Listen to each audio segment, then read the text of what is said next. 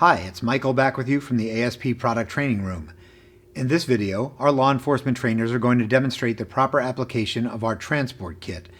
This is our wrist and waist restraint system, and this video is going to focus on the chain variant of the kit.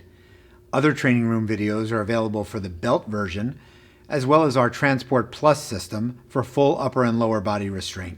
A quick note, if you're unfamiliar with the unique design and features of the ASP transport system, make sure to review the details, documentation, and product-specific videos found in the Restraint and Transport section of our website. Now let's get into the demonstration. Our law enforcement trainers are going to show you the best and safest process for applying the kit. As you'll see, the procedure is best performed with a cuffing officer working from a 45-degree position behind the subject's right side and a support officer working opposite. We'll first show you the process from start to finish in real time, so you can see how quick and efficient it is. Then we'll break down the individual steps, pausing on some important points and recommendations.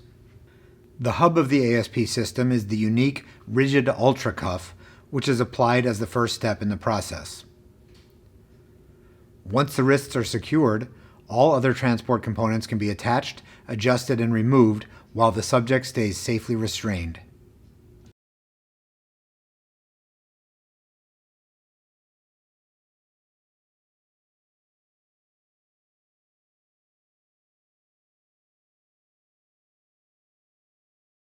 As you can see, the process is quick and easy.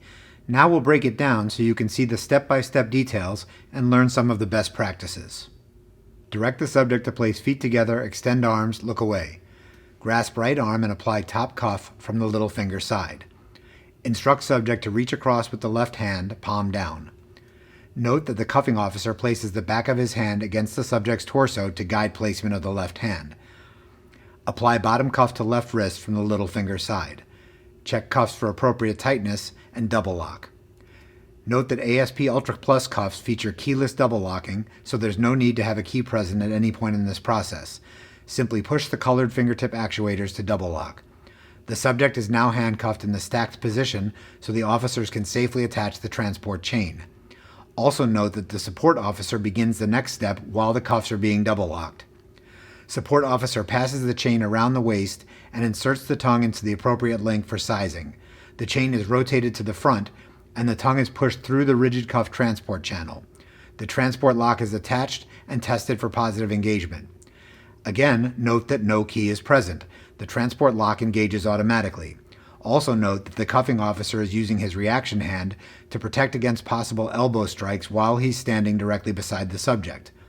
Finally, secure the loose end of the chain by clipping it to a link behind the subject. To remove the system, simply reverse the process. The equipment and procedures you see here were designed with input and field testing by ASP trainers, and this video highlights the best practices developed and refined in the process. But there's no substitute for professional instruction and practice, and that's a very big deal to us here at ASP. In fact, we provide the gold standard of training in the integrated use of restraint systems, along with batons and tactical flashlights, to law enforcement officers around the world. You can learn more about those programs in the training section of our website. You'll also find a wealth of product and training resources on the ASP Access mobile app. I hope you found this video helpful, and thanks again for your time.